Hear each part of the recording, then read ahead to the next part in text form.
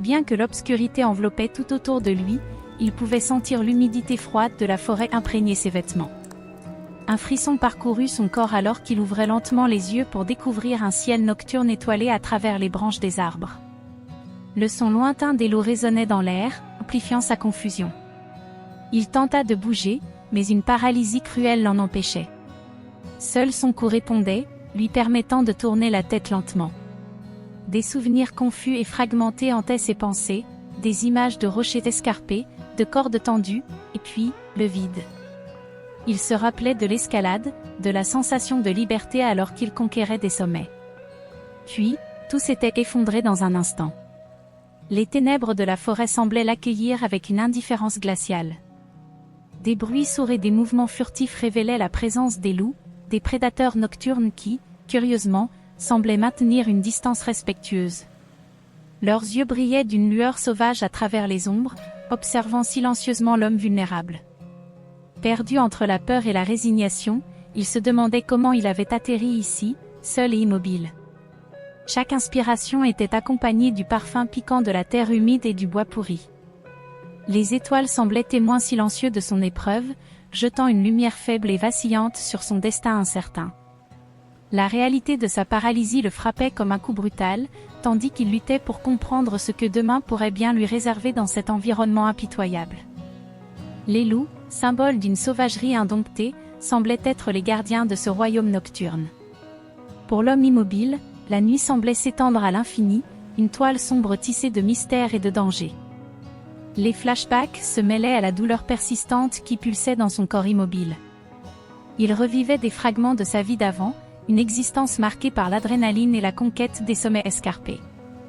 Autrefois, il était un alpiniste intrépide, défiant les limites de la nature avec chaque ascension. Des images fugaces émergeaient de sa mémoire, le grondement du vent sur les crêtes rocheuses, le crépitement de feux de camp sous un ciel étoilé, et le sourire de camarades partageant sa passion. Les souvenirs de ces expéditions lointaines se mélangeaient à des moments plus intimes de sa vie quotidienne. Il se revoyait dans son appartement confortable, préparant son équipement avec soin, chaque aventure représentant un défi à surmonter. La montagne était son sanctuaire, un endroit où il se sentait le plus vivant, connecté à un monde plus vaste et plus majestueux que la vie urbaine ordinaire. Pourtant, au milieu de ces réminiscences, il y avait un vide troublant. Il se souvenait de l'instant où tout avait basculé, où un faux pas avait conduit à sa chute brutale.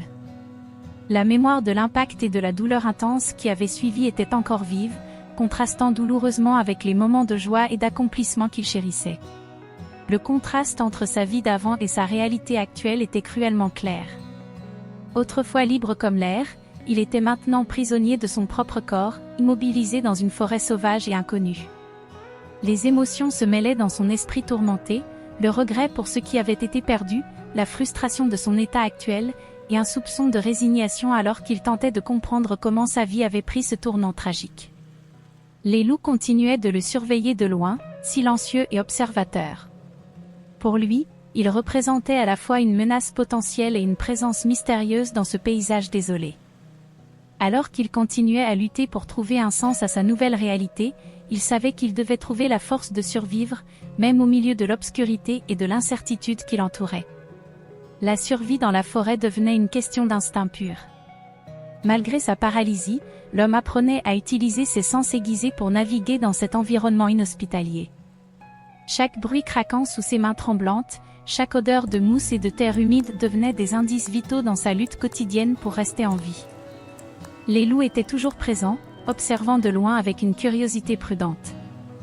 Leurs mouvements furtifs et leurs yeux brillants dans l'obscurité témoignaient de leur nature sauvage et insaisissable. Pourtant, ils semblaient respecter une certaine distance, comme s'ils comprenaient instinctivement la vulnérabilité de l'homme immobilisé. L'homme, quant à lui, ressentait une tension constante, une vigilance exacerbée par la peur et l'incertitude. Chaque instant passé dans la forêt était une bataille contre la panique qui menaçait de le submerger. Pourtant, il trouvait une étrange forme de réconfort dans la présence des loups. Bien qu'ils représentassent un danger potentiel, ils semblaient aussi être les seuls compagnons dans ce monde hostile. Chaque jour apportait son lot de défis, trouver de l'eau potable, chercher de la nourriture comestible parmi les racines et les baies sauvages, et rester à l'abri des prédateurs qui partageaient cette terre inhospitalière. La nuit, il écoutait le chant du vent à travers les branches des arbres et le hurlement lointain des loups, une symphonie nocturne qui amplifiait son sentiment d'isolement. Pourtant, malgré tous les obstacles, il persistait. Chaque petit succès, une source d'eau trouvée, une nuit de sommeil sans être dérangé, était une victoire sur l'adversité implacable de la nature. Sa détermination à survivre se renforçait chaque jour, alimentée par la nécessité impérieuse de découvrir comment il avait fini par être piégé dans ce cauchemar. Ainsi, entre la peur et l'espoir fragile, l'homme immobilisé continuait de lutter pour sa survie, guidé par l'instinct de préserver cette fragile étincelle de vie au cœur de la noirceur de la forêt. Les loups, mystérieux gardiens de la nuit, continuaient de l'observer avec une vigilance tranquille. À mesure que les jours passaient, l'homme immobilisé commençait à percevoir une certaine intelligence derrière leurs regards perçants et leurs mouvements gracieux. Bien qu'il restât méfiant, il commença à ressentir une étrange forme de respect mutuel émergeant entre lui et les loups. Par moments, ils se rassemblaient à l'orée de la forêt, observant silencieusement l'homme comme s'ils attendaient quelque chose. L'un d'eux, plus audacieux que les autres, s'approcha une fois de plus près que d'habitude. L'homme sentit sa peur initiale se mêler à une curiosité grandissante. Il tendit lentement la main vers l'animal, sa main tremblant légèrement, mais le loup ne fit aucun geste menaçant, seulement un léger frémissement de ses muscles sous la peau épaisse de sa fourrure. Les nuits étaient souvent les plus difficiles, la forêt vibrant de son mystérieux et de mouvements insaisissables. Pourtant, la présence des loups semblait apporter un certain réconfort à l'homme paralysé. Il commençait à croire que peut-être, dans ce monde de ténèbres et de silence, ces créatures pouvaient être ses alliés plutôt que ses ennemis. Chaque jour apportait une nouvelle observation, une nouvelle interaction silencieuse avec les loups. L'homme commençait à comprendre que la clé de sa survie pouvait résider dans cette étrange connexion avec la nature sauvage qui l'entourait. Les loups semblaient respecter sa présence comme un phénomène naturel, une partie de l'équilibre fragile de la vie dans la forêt. Ainsi, entre les moments de solitude et les défis constants de la survie, l'homme paralysé commençait à entrevoir une lueur d'espoir. Peut-être que, dans cette épreuve déroutante et terrifiante, les loups pourraient être plus que des spectateurs passifs. Ils pourraient être les guides qui le conduiraient vers une rédemption inattendue au cœur de l'obscurité de la forêt. Les interactions entre l'homme paralysé et les loups se transformaient lentement en une forme de communication silencieuse mais profonde. Chaque jour apportait de nouvelles observations, de nouveaux gestes subtils échangés entre eux. Les loups semblaient accepter sa présence de plus en plus, manifestant leur curiosité par des approches prudentes et des regards attentifs. L'homme commençait à reconnaître les différents membres de la meute, un grand loup au pelage argenté qui semblait être le chef, une louve attentive aux yeux dorés, et plusieurs jeunes louveteaux qui jouaient et apprenaient les rudiments de la chasse. Chaque membre semblait avoir un rôle précis dans la dynamique sociale de la meute, une hiérarchie subtile mais palpable. Il apprit à communiquer avec eux à travers des gestes simples, un regard prolongé pour signifier un message, un léger mouvement de la main pour apaiser une tension. Les loups, à leur tour, semblaient comprendre ses intentions avec une acuité étonnante, ajustant leur comportement en fonction de ses réactions. Cette communion silencieuse devint une source de réconfort pour l'homme isolé dans la forêt. Les loups représentaient plus qu'une simple compagnie, ils étaient devenus ses guides et ses protecteurs dans ce monde sauvage et impitoyable. À travers eux, il découvrait une nouvelle forme de liberté, une liberté d'esprit et d'âme qui transcendait les limites physiques imposées par sa paralysie. Chaque jour apportait de nouvelles découvertes sur la nature complexe et fascinante des loups. Ils semblaient partager un lien profond avec la terre, une harmonie avec leur environnement qui inspirait à l'homme un respect profond. Ensemble, ils naviguaient dans les défis quotidiens de la survie, trouvant un équilibre fragile mais essentiel dans leur partenariat improbable. Ainsi, entre les souvenirs d'une vie autrefois active et les défis présents de la survie, l'homme paralysé trouvait un sens renouvelé à sa vie grâce à cette connexion unique avec les loups.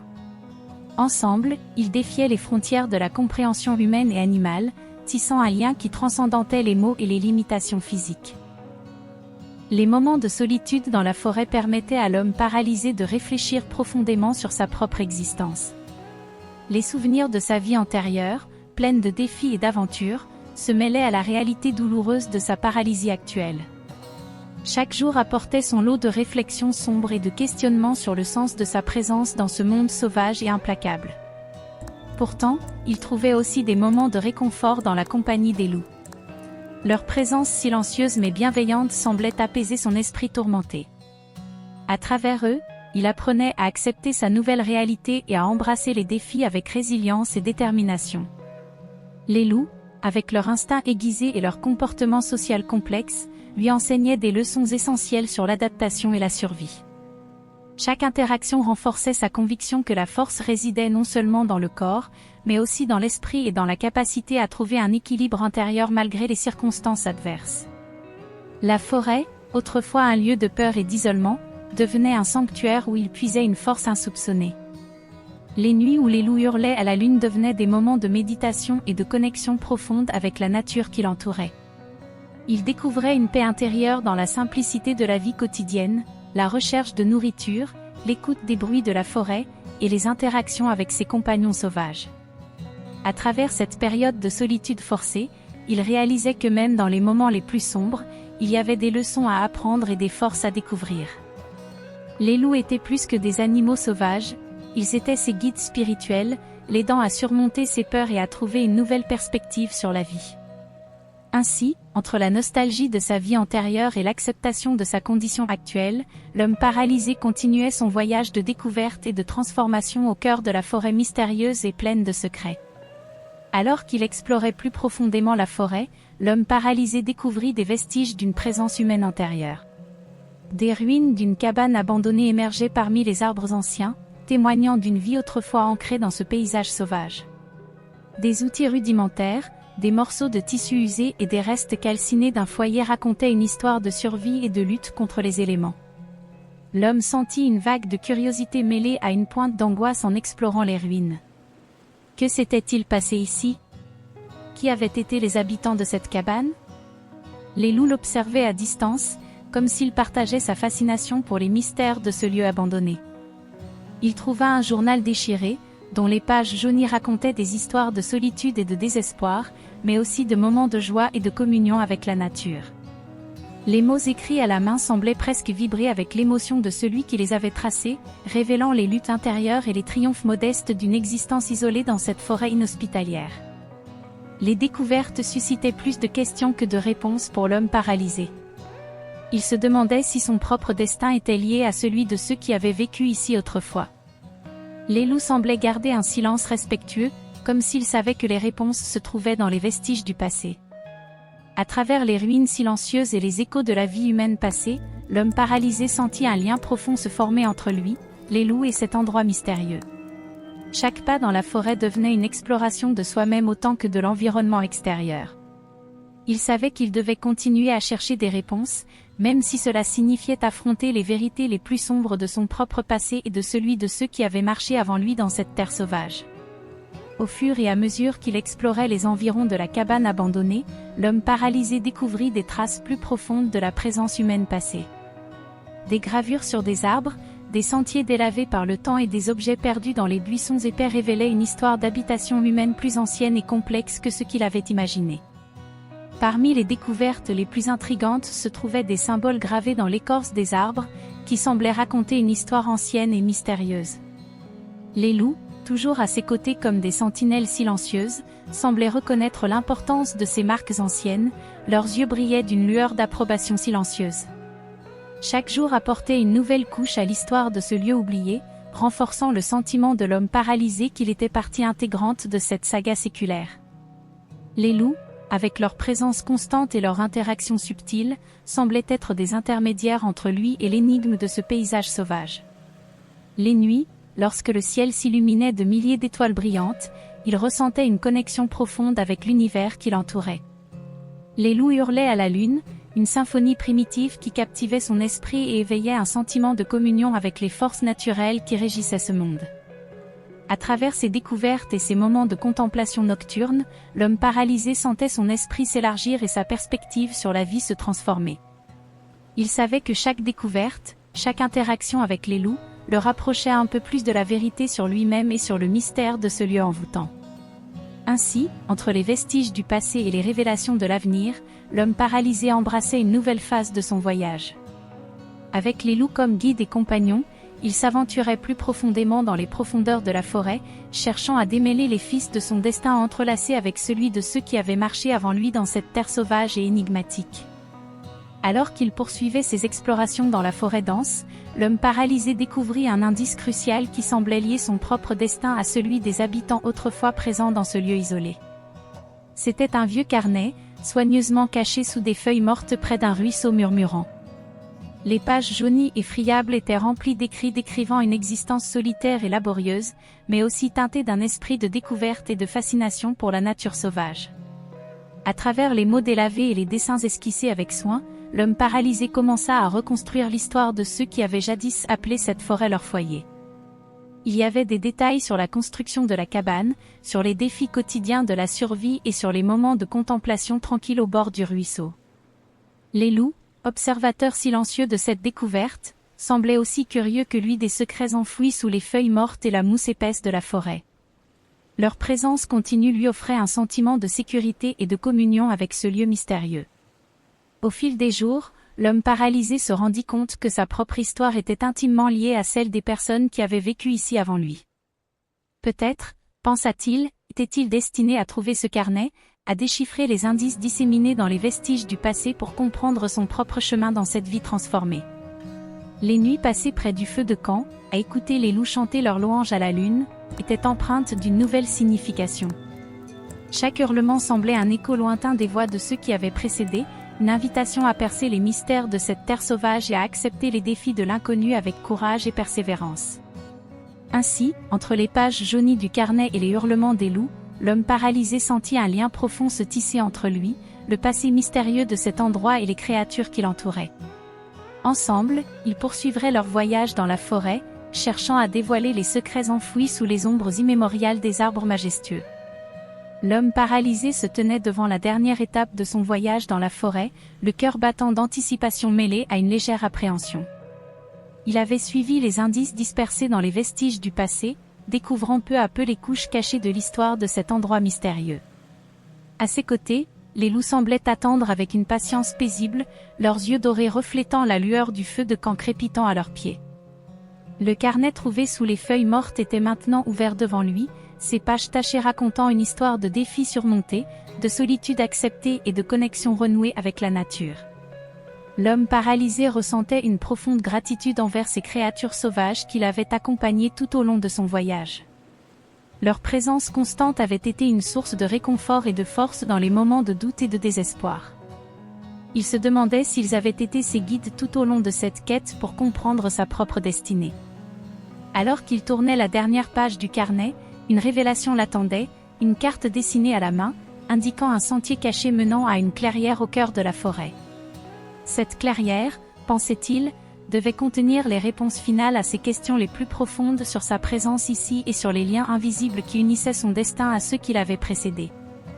Les loups semblaient reconnaître l'importance de ce moment, car ils se levèrent avec une grâce silencieuse, prêts à l'accompagner jusqu'au bout du chemin. Dans leurs yeux, l'homme paralysé vit une confiance mutuelle et un respect partagé qui transcendaient les barrières des espèces. Ainsi, avec les loups à ses côtés et le carnet comme guide, l'homme paralysé s'engagea sur le sentier caché, prêt à embrasser les dernières révélations de ce voyage extraordinaire. Chaque pas le rapprochait de la clarté tant recherchée, l'amenant à la rencontre finale avec son propre destin au cœur de la forêt enchantée.